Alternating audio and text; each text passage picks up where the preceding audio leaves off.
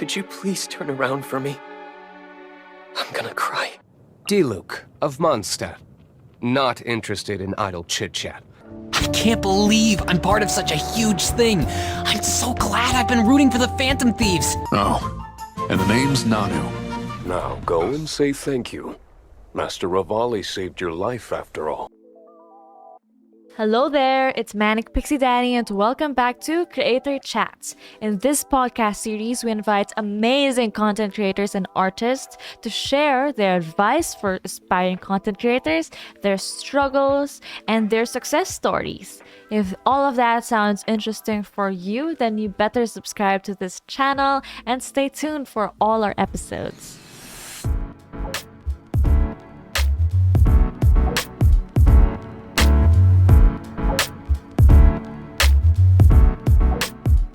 In case you didn't know yet, this podcast was made possible by Gank, a platform that helps all forms of content creators and artists to earn from what they love doing. If you want to learn more about Gank and all our tutorials about content creation, you better check out our previous videos. So today we have a special guest. Please introduce yourself. Hello, everyone. My name is Sean Chiplock. Some people know me on the online sphere as Sonic Mega, harken back to my preteen days when I used to be on forums that really stuck with me. I don't think it ever changed from that point.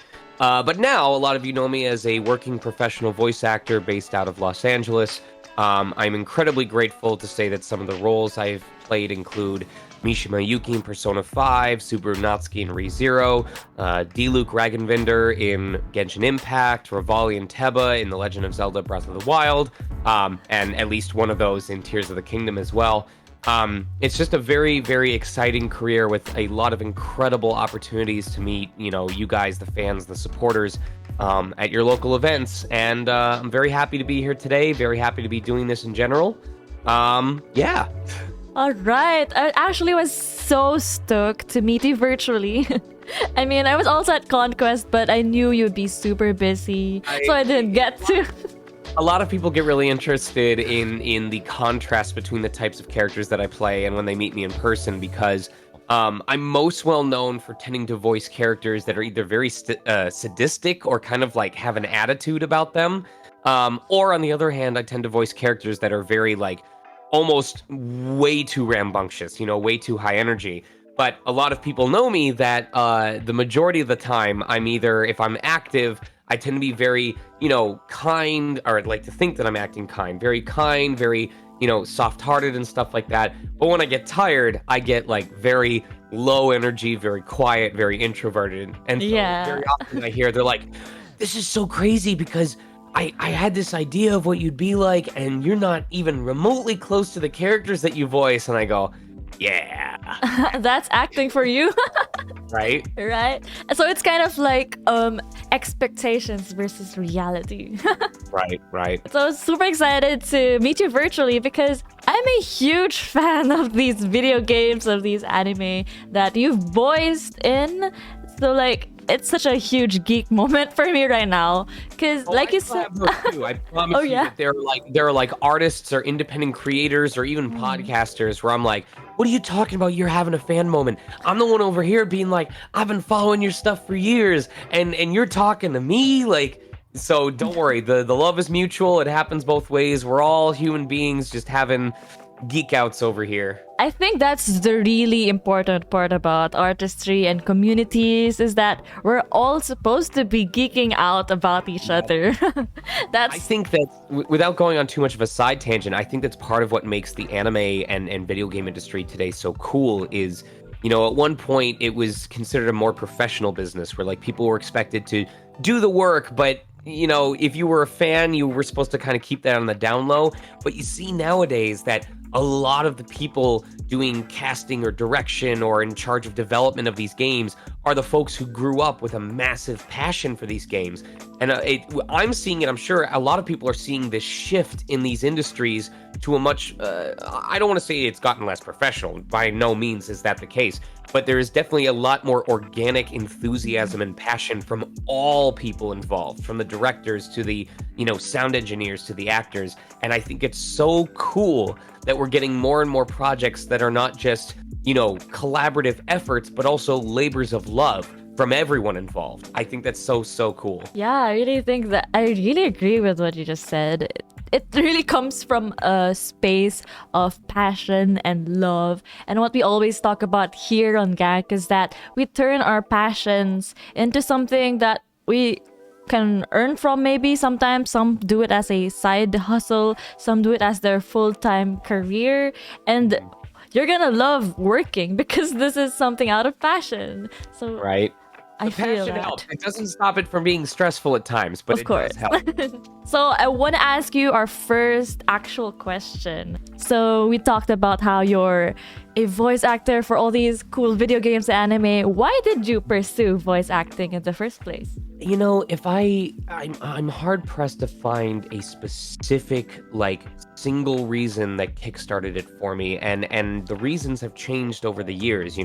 Obviously I've got some skin in the game now, and I have this experience, and there's no way I'd want to give that up after how long I've been involved in the industry. But back then, I think what spoke the most to me, it wasn't even something specifically related to voice acting itself. It was the idea that as someone in high school that really, really, really struggled to find any one subject that spoke to them in a way where they were like, yeah, I want to dedicate my college curriculum to this. Stumbling upon voice acting was stumbling upon something that, for the first time, to my knowledge, I was personally invested in. I wasn't being pushed into it by outside sources. It wasn't being put in front of me as this is one of the things you should consider focusing on. I wasn't being tested on it every other week to the point of hating it. So it was the fact that organically, this was something that on my own I looked at and decided was interesting and wanted to learn more about. And as someone who grew up with ADHD, a common adage that is shared is we are either 200% in or 0% in. It's all or nothing. We don't hold a middling interest in something. We will move on very quickly. So this happened to be one of those things where, for whatever reason, I was just hooked on and wanted to learn as much as possible. And I think what's really important is that along the way, there were individual moments that helped cement my interest in that helped show me that, yes, beyond the initial flame of passion, that there is something there that really captures you. I remember the first time that I was in a makeshift recording booth because I was helping out a senior with their game dev thesis or whatever it was. And it was a grueling 4 hours of standing in that small booth pretending to be something when I couldn't even see the character on the screen. And despite that, I walked out of that small cubicle going, man, that was so damn fun. I can't wait until I get to do that again. And so just organic moments like that really helped sell to me that this was something that I cared about beyond whatever initial interest that I had. And now it's expanded in recent years. It's the idea that I get to explore all of these different worlds in a world where my free time is increasingly less and less than it used to be. I like that it offers me the chance to engage with communities and be a part of those projects, be a part of those communities, even if I haven't been able to play the game myself. I may not have played Persona 5, but I guarantee you I can get the memes and the jokes and the references and the character breakdowns and analyses that happen online.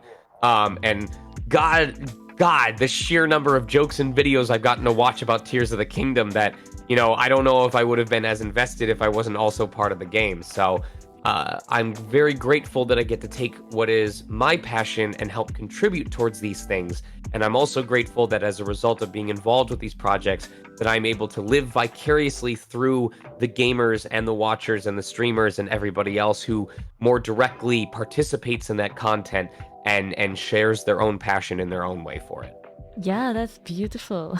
I have a really close connection with that too, and it's a topic that I commonly talk about with my community as well, or my audience as well, because well, at least at our age, I guess, most of us are already adulting. For those who are still in school, yes, focus, stay in school.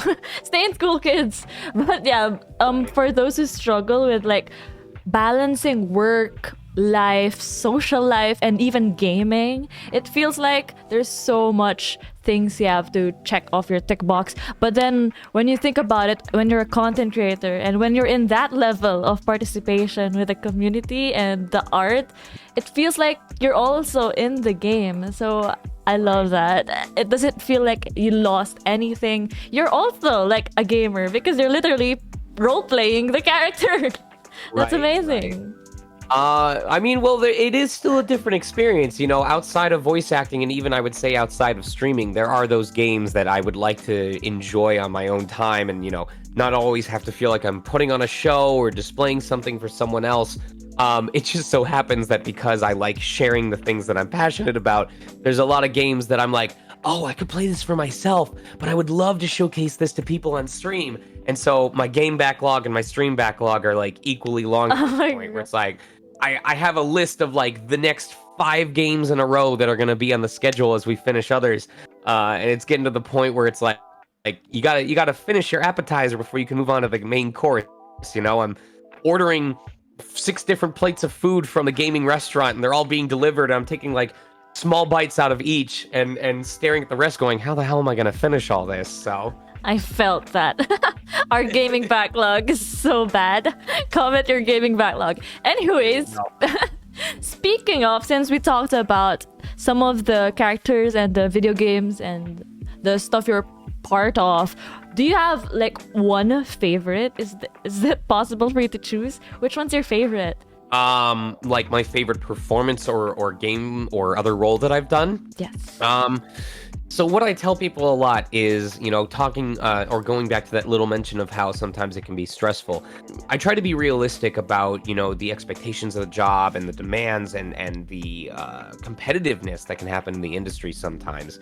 And when I tell people that it is hard, if not impossible, for me to pick a favorite, it's not just because I'm like a golden retriever in that I find something that I enjoy about every role that I do, whether it's a milestone that I accomplished or a challenge that I had to overcome, or even a case where it's like I knew from the moment I walked in the booth what I was going to do and I knocked it out of the park. It's also because this is a very unpredictable career. We do not know where our next job is going to come from. We don't know if a project that we worked on is going to take off and become the next big thing, and we're going to have all these convention invites, and we don't know if something that our heart has been dead set on is going to on release day and no one's going to really care about it. I've been part of both. So for me, it's very humbling to remind myself that, you know, every project that I have worked, every gig that I have booked, every character that I have gotten to play, I guarantee you there was never a case where the client put out a casting call and only listened to one audition, mine, and then said, all right, we got exactly what we wanted, which means there are tens, dozens, potentially hundreds of people who also tried out for those roles who didn't get them and who are watching that project the same way I've watched some projects and gone, damn it, man, I wanted to be a part of that. And so I keep that in mind, and I try to be equally appreciative and equally excited about everything that I do, because just as you and I are completely different human beings, we have, you know, I'm sure that there are celebrities or projects that you go crazy for that you could explain to me, and I'd sit here like, I have never heard of this thing in my entire life. You know what I mean? But it's important to you. So I want to make sure that no matter what someone's favorite project is, what their favorite game is, what their favorite show is, that I have something that I can speak to that and say, yeah, you know what was really cool about that project? You know what I liked playing about that character? And so that's kind of the approach that I take. So what I tell people is they're all my children. They're all my babies, whether it's because it was a role type that I wanted to play, or because it taught me something about myself, or maybe it was a role that 5-10 years ago I wouldn't have felt as confident about, but at the time that I did it, I got to put in all the experience that I had gained as an actor in the projects leading up to it, and I'm really proud of seeing my growth encapsulated in that role in that point in time, because it's something I wouldn't have been capable of doing 2, 3, 5 years ago. That's really inspiring to hear. Because, yeah, it should be the case. Everything you work on, every project, every little creation you make, all of those are your babies, passion projects. Right. And if you don't treat them like that, right, what's the point? if my newer roles don't excite me as much as my older ones do, then maybe that's a sign that I need to like reinvest myself or like discover why I've lost that passion. I think my goal should be that every character should elicit that feeling of, ugh, this is so cool, you know? Right? Yeah, I love that. So yeah, what about, okay, since all of them are your babies, all of them are your favorites, what about, could you give us a few lines of some of your popular characters, like the ones you mentioned a while ago in your introduction? Can you voice some of them? Okay. So I really like Subaru Natsuki's one of his intros where he's like, "My name is Subaru Natsuki. Not only am I clueless, I'm also broke beyond compare. Nice to meet you." I like the way that he can be like self-deprecating and like comedic to himself. You know, doesn't take himself too seriously.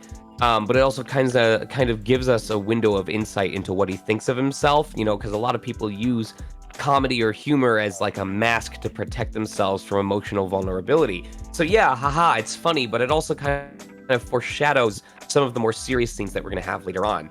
I also like, this will seem so silly, but Diluc, of course, is probably one of my most well-recognized and popular characters, but there's two different lines from him that I particularly enjoy. One is the one where he goes, "I don't need an umbrella, but you can use one if you need." It's the fact that, like, he keeps himself at arm's length, but it doesn't stop him from caring about other people. Aww. But also his quote, "Never settle for mediocrity." It is, I internalized that the minute that I heard it, because as you might imagine, I'm a very passionate person, and I feel like my passion and my dedication and my desire to not just do things, but do them well has played a big part in my being able to find success in this career. And so, like, anytime someone's like, just write a quote from Diluc, doesn't matter what, just whatever your favorite line is, I've probably written "never settle for mediocrity" like 500 times, and it's not because it's a quick, easy quote for me to write. It's because that is the quote from Diluc that I identify the most with. I love that. I totally resonate with that too. If all forms of artists, whether you make music, whether you're a cosplayer, whether you voice act or you act, you don't settle for mediocrity, because that is your essence. That is the purpose of why you live, right? Right. So Yeah, I love that. If you don't care, it's going to show in your performance, and you're not going to be able to make other people care either. It's a really good point. And usually art is created to make people feel something. So yeah, okay. So thank you so much for those voice lines. I've goosebumps all over right now. But yeah, I wanted to ask you, since we're talking about something more on a deeper level, we're talking about mediocrity, we're talking about what it means to be an artist, and I also see your shirt. Life is hard. Right? I felt that. This feels a little too edgy for me at this Oh point. my- Like, this is probably one of the shirts I should have gotten rid of months ago, but the reason I keep it is every time I'm like, okay, I don't wear this anymore, I gotta take it out. And then I grab it, I'm like, oh, but it's so and cozy. I just found it funny in the sense that it's like a juxtaposition, how your shirt is so edgy, but then your background has these cute stuffed toys. Anyway, since we're talking about this, I wanted to ask you something more specific. What are the struggles of being a voice actor? So this is a very timely question to answer. You know, as I mentioned, there's those feelings of envy and jealousy that can come up, and I don't want to sound entitled saying that, but it feels like no matter how much you accomplish, if you are pushing yourself to improve and you celebrate the amazing performances of your colleagues and the successes that they have, it is very thin, that line between being celebratory and being a little bit bitter, because you're like, I'm so proud of them. I would love that for myself as well. Like, or not even from a sense of why do they have it and I don't. It's seeing the potential that you could achieve because you see an actor embodying it in that moment. And it can lead to either inspiration of, yeah, I'm going to do that for myself, I'm going to train myself, but also frustration of why do I not do that? Why am I forgetting to do that? Why am I failing to do that? Whereas all of these people that I grew up around are doing that correctly. They're doing the thing. They are getting hired for the thing. Ironically, there was a stream I did yesterday where just that happened, where I showcased a clip from an actor who I broke it down line by line and went, look at how good, how nuanced this performance is. And then it kind of led into me going, why am I not doing that? Why am I constantly forgetting to include? No, I ended up crying. Oh no. It was actually very, very emotional because I just bared it all out and said, these are the kinds of things that sit in my head, at least, and swim around, and it can really be emotionally draining. It can be spiritually draining. I mentioned the fact that it is a very unpredictable career. It's not just video games I'm on. It's not just anime I'm on. I'm also doing corporate narrations. Excuse me. I'm doing workshops for audio description. I'm doing narrations for audiobooks, like just finding ways to fill the time.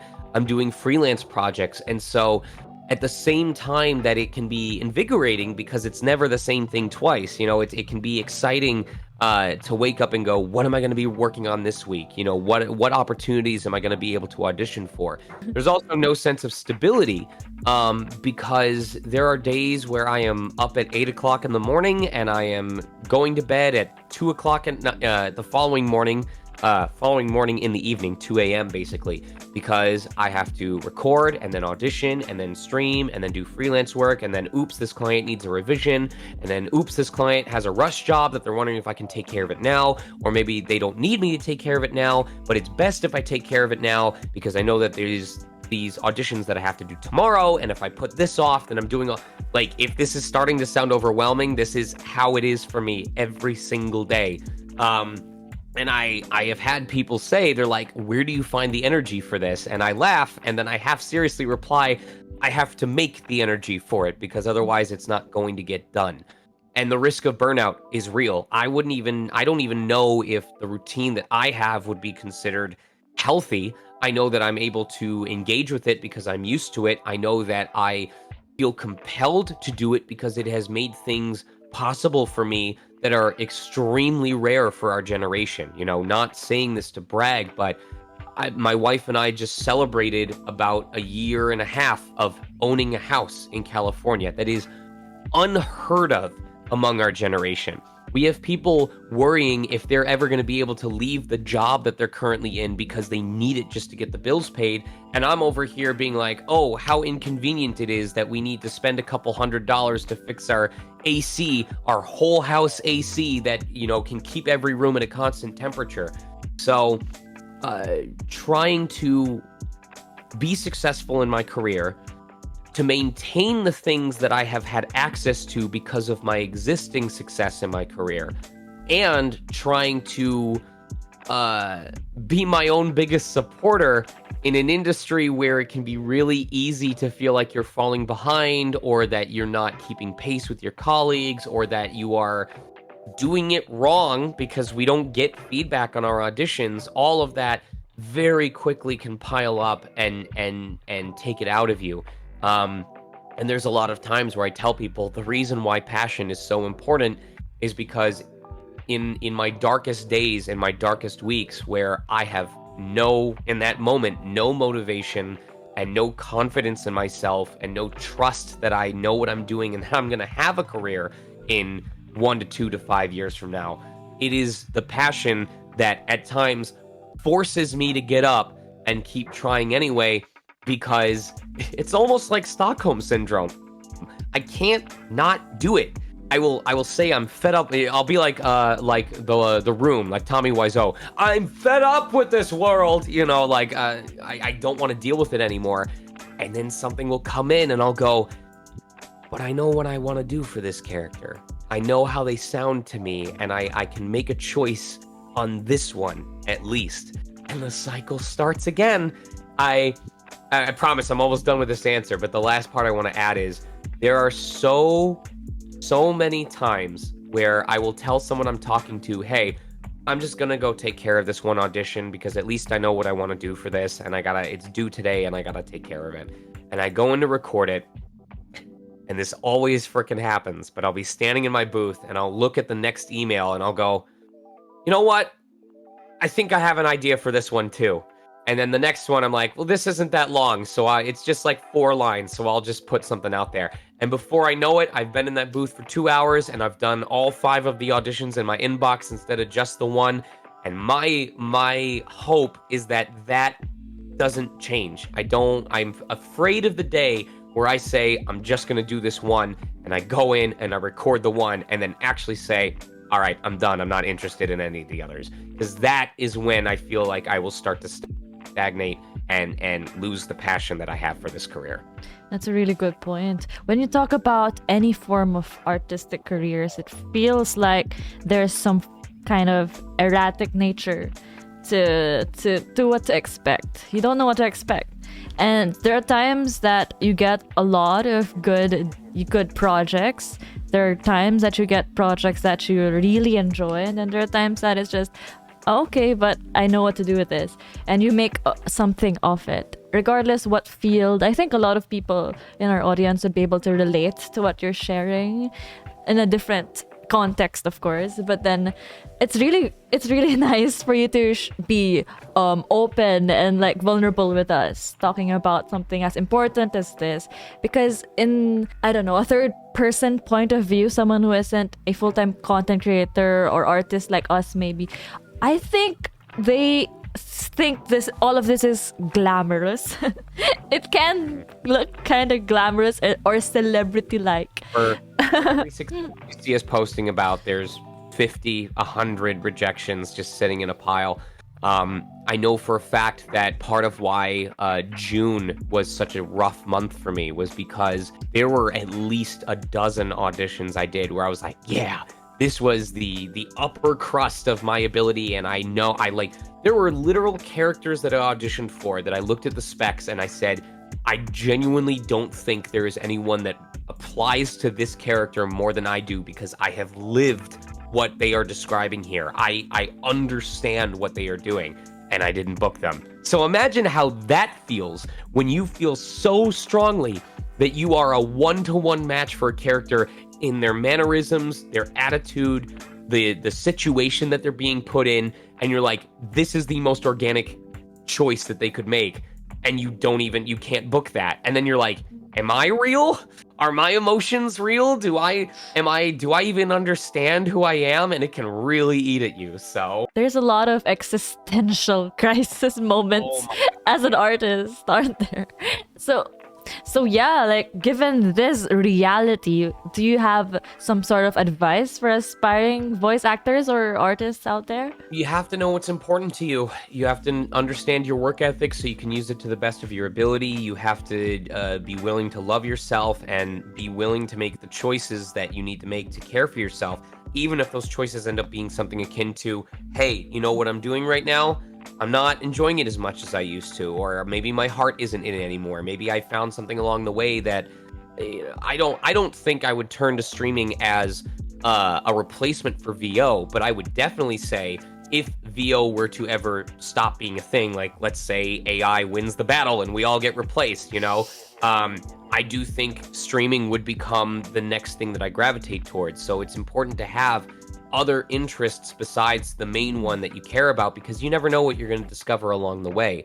I don't know, it seems cliche to say take care of yourself, but especially in today's day and age, we get so wrapped up in what we have to be doing and the next thing that we have to take care of that we often forget, as existential as this is, that our bodies age and will continue to age. There are parts of us that may struggle to do what they were able to do 10, 20 years ago. We have to be willing to recognize, efforts that we can make to take care of our bodies, to keep ourselves in shape. This is a shout out to all those streamers talking for 8 hours straight. Are you drinking your water? Are you doing stretches and exercises? Are you sitting like this with the controller as you're talking in the microphone? That hurt just doing for 5 seconds. I couldn't imagine 5 hours. There's so many different pieces of advice that I could give, but I feel like the one that can apply to anyone, regardless of what career they're in, is, self-reflection. Self-reflection is incredibly important. You have to sit down and ask yourself, where am I right now? What am I doing? Am I enjoying doing it? Is there something that I want to be doing that I'm being something else is interfering with it? Over time, I have stopped using certain things. I got rid of my Facebook account. I have told people that I am willing to do video shoutouts, but I don't like doing it on a mass market the way that Cameo or some other apps do. It's just not my thing. Life and curating my routine so that the work gets done, but not at the expense of my identity and my humanity. I often tell people that there is a silver lining to having too much to do and not enough time to do it. Because in those moments where you genuinely cannot fit everything into the schedule, those are the moments when you end up deciding or figuring out what matters to you and why. And I almost think, obviously, I wouldn't want anyone to live their entire life that way, but I think it's important for us all at some point to be overwhelmed with the number of things that need to be done, because that is how we discover what matters to us and can make our choices accordingly. All right, this conversation is so timely for me as well. Thank you. The quote that I've had people ask, they say, you know, how do you find time for the things that you want to do? And my response is, I make time, because that's what you have to do in today's day and age. You make time for the things that matter to you.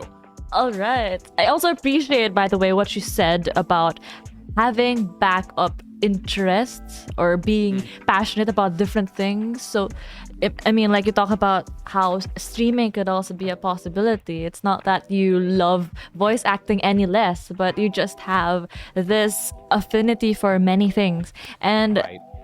I love that advice or what you shared, because a lot of people, YouTubers, they give advice like, you should have a niche, you have to focus on a certain thing only. But we're human beings. We love experiences, we love things, we love different sort of communities and art forms. I personally can't stick to one. I can't stick to just cosplay, content creation.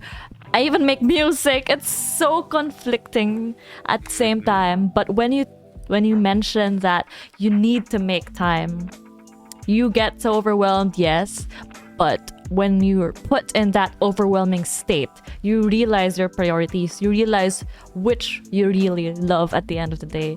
So I think that's beautiful to hear. It resonates with me.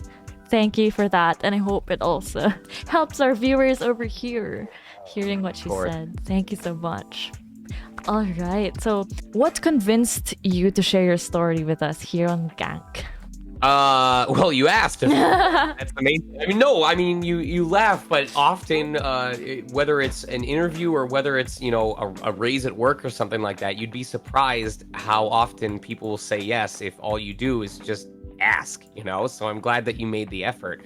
But I also, on a more general scale, I recognize that my skills and my experience and my insight are important to a lot of people. I know that there's aspects about me that people might look up to, whether it's they want to become a voice actor and they have seen me in a lot of the same types of projects that they want to be a part of, or maybe they also grew up in Michigan and they're like, well, I want to hear it from someone who moved out from the Midwest to the West Coast, because that's a big culture shift. The people are what make my career possible, because, if companies felt like they didn't need to produce English dubs of stuff or English, audio tracks, and they would still make the same amount of profit, I guarantee you they'd probably save on the costs by not investing in that. So it is because of the supporters, and my audience that I'm able to do what I do.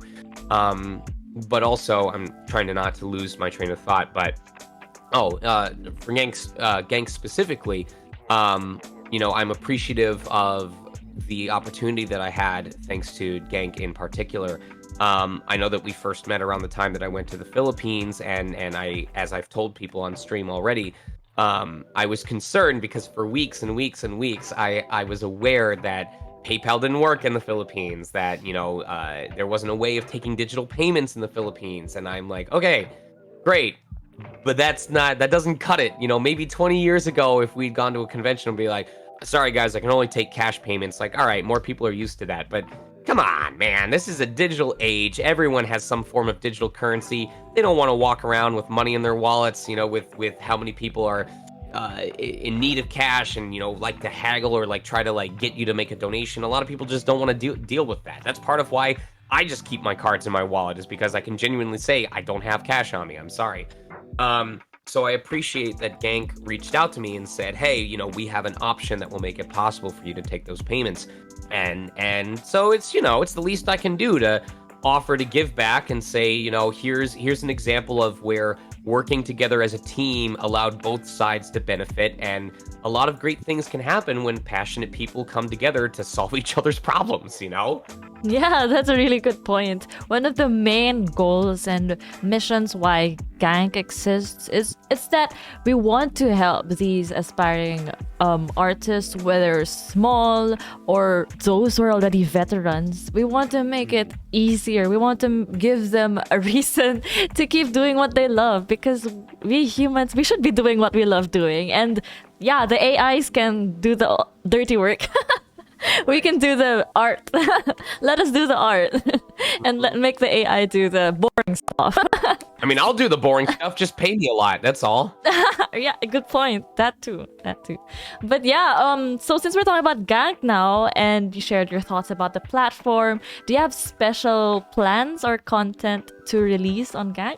Well, I had given my stream a heads up on this, and I know that it's still in the works over there. I think the contract was technically supposed to start in the middle of this month, so I'm going to have to hop on that. But, I mentioned earlier that I try to find a way that I can give back to audiences and offer things without necessarily crushing my own spirit in the process. And I know that for a while, I've been looking for a way to offer autographs to folks who aren't able to come to conventions, because there's always that contrast of, am I able to invite him to a local event, or are there even local events near where I live, or are they able to afford to bring those actors out? Because the Philippines was probably a very expensive trip for everyone involved, or even for folks who live in the Philippines, it might have been a 3 or 4 hour travel just to go to the event, and not everyone is capable of doing that. It was also a unique problem in and of itself, because there was a different service that I was a part of where I could remotely sign prints and then mail them out. The problem being that service didn't really have an effective way of handling international orders, which meant that every print was charged its own separate shipping cost, which did not make sense to myself and a lot of people on it, because it's a very big barrier. I cannot tell you the number of times that I've heard people go, I want to order a print from you, but I can't pay for a $40 autograph and then another $25 in shipping for every single individual autograph, when you can just literally put them on top of each other, there was a anime store that I only ordered from once, because I was like, oh, I'm gonna order like 5 different volumes of the ReZero manga, because I want something to remember the fact that I'm in the series, and they charged me like $8 shipping on every single one of the books individually, and that doesn't make any sense. So I'm excited about the idea that I could use Gank as a means of solving that problem, especially for international customers. So I'm grateful that Gank is helping open the doors for that. And once things officially do get set up, once work finally dies down for a damn moment, I'm grateful for it, thank God. But I'm eager to get to put that into play and say, hey, here is a solution to the problem of those of you who don't happen to live in the States but would like to support me. I hear you, I acknowledge your concerns, and now, thanks to Gank, I may have a way of being able to take care of that for you. I never thought about it that way, because the previous creators that I've interviewed in this podcast series, most of them are usually from Southeast Asia already.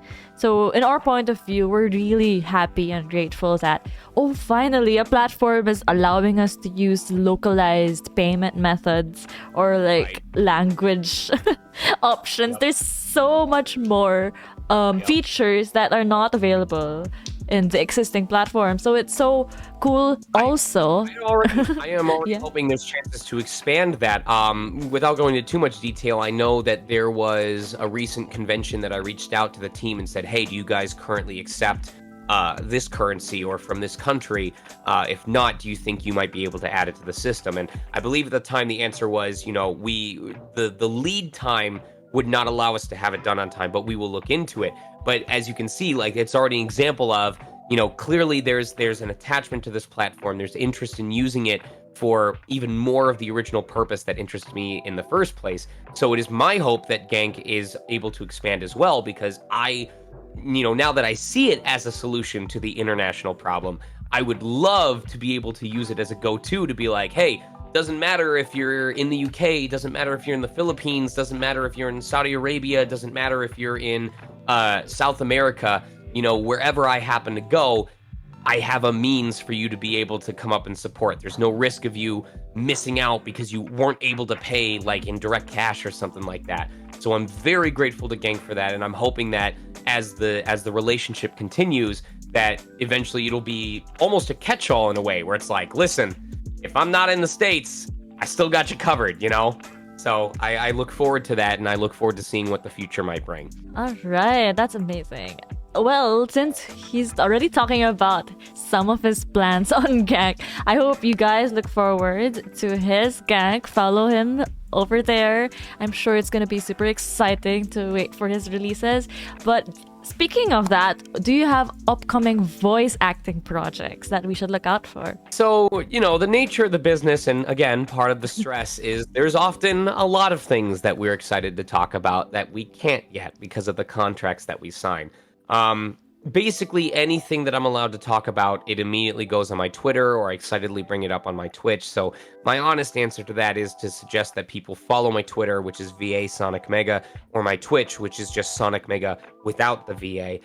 Because that is the foremost place that you'll hear about that sort of thing. There's projects coming out that people of the appropriate age are welcome to check out. There's a adult visual novel called Jock Studio coming out that I voiced the lead in.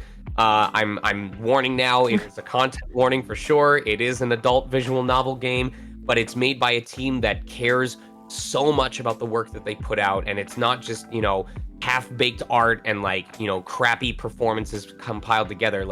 It is evidence of how far the LGBT community has come and been able to thrive in the years that have passed, and I'm so happy to be able to support them. In any of the game announcements, I think at this point you could watch any E3 press conference or any Sony presentation or a Nintendo Direct, and guaranteed you're going to hear at least one project that myself or a bunch of my colleagues are in. So there's always something coming on the horizon to support. So my recommendation is, if you know the actors that you love to follow, go follow them on their socials, go keep up to date, because I promise you, we are people who are frothing at the mouth to get to talk about the things that we got to work on. All we're waiting for is the thumbs up to tell us it's okay. So, all right, you heard it from Sean. Make sure you follow him on Twitter and Twitch. And of course, all the creators you love, support them, and make sure you're in the loop with their content, because content creators are actually really, really, really enthusiastic about what they do. So as much as you guys love something, content creators do too. So yeah, that's beautiful. All right, so I think that's all of our questions that we wanted to talk about. Before this video ends, I want to ask you though, can you give your followers a shout out? I've given 100 and I'll give 100 more. You guys are the reason this career exists. I hope that my enthusiasm has shown each time that I talk with you guys on stream, or anytime I see you guys at conventions. I don't see these conventions and my visits as a money-making opportunity. I genuinely see it as almost a vacation of sorts, where I get to just for a couple of days delight in the work that's already been done with you all, instead of panicking about what work I'm trying to book at home. So I appreciate you. I love you for the emotional and spiritual fulfillment that you give me. I love you for the passion that you show towards these games and the communities that you build around them, and the life that you give them outside of, the initial creation and the initial performances that we do. And I hope that whether it's through me or someone else or something else, that you are able to discover what you are passionate about, and that you can use that passion to contribute and create. And I'm trying to think of a third C, but the rule of threes is failing me right now. Alliteration. I know, right? It's improv is an important skill, But I just need you all to remember that you have your own value. This isn't just a power dynamic where I'm the one in charge or I'm the cool celebrity and you're just, the adoring fan. You have your own skills. You have your own specialties. Find a way to bring them out into the world, because the insight and the experience that you have to offer matters. And let your passion shine. All right. That was so beautiful. Okay, that was a really refreshing conversation. I'm so glad that you're able to be a part of this. And yeah, I'm sure a lot of our viewers will be grateful as well for all the things you shared with us.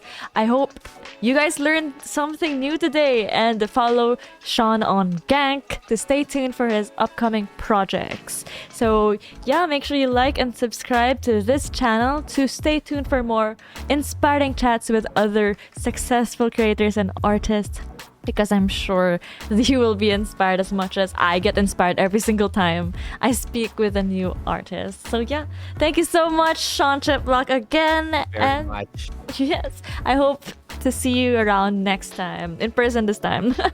Bye. Take care, everybody.